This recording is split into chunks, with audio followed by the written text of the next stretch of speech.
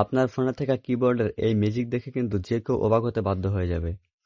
কারণ বর্তমান সময়ে কিন্তু কিবোর্ডের মধ্যে যে কোনো দেশের পতাকা অ্যাড করা যাচ্ছে, যেটা কিন্তু দেখে আসলে অনেক ইউনিক এবং স্টাইলিশ লাগতেছে।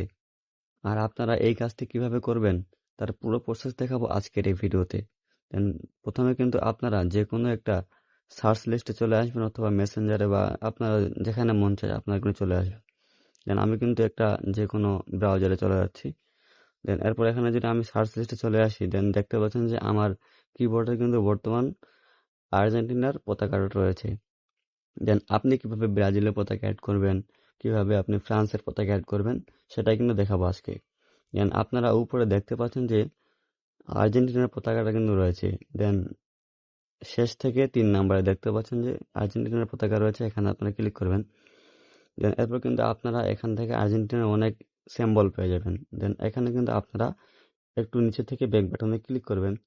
দেন তাহলে কিন্তু আপনারা দেখতে পাচ্ছেন যে এখানে কিন্তু আর্জেন্টিনা ফুটবল টিমের পতাকা রয়েছে, ব্রাজিলের পতাকা রয়েছে, জার্মানির পতাকা রয়েছে, ফ্রান্সের রয়েছে, স্পেন রয়েছে। দেন আমি যদি এখন যে ফ্রান্সের পতাকা অ্যাড করতে চাই, দেন তার জন্য আমি ফ্রান্সের পতাকার উপরে ক্লিক করলাম। দেন এরপর আপনারা নিচে দেখতে পাচ্ছেন যে লেখা রয়েছে সেট করুন, এখানে আপনারা ক্লিক করবেন। এরপর আপনারা উপরে দেখতে পাচ্ছেন যে লেখা রয়েছে উভয় মোডে সেট করুন, এখানে আপনারা ক্লিক করবেন। দেন ছোট একটা অ্যাড আসবে, আপনারা চাইলে অ্যাডটা দেখতে পারেন, ইচ্ছা করলে আবার আপনারা স্কিপ করে বের হয়ে যেতে পারেন, কোনো সমস্যা নেই। দেন আজকের ভিডিওটি আপনার কাছে কেমন লাগলো? আর আমার কাছে কিন্তু আজকের ভিডিওটা আসলে একটা ইউনিক ভিডিও মনে হলো। দেন ভিডিওটি কেমন লাগলো আপনারা কিন্তু কমেন্ট করে দিবেন, আর বন্ধুদের ভিডিওটা শেয়ার করে দিবেন। সবাই ভালো থাকবেন, সুস্থ থাকবেন, আল্লাহ হাফেজ।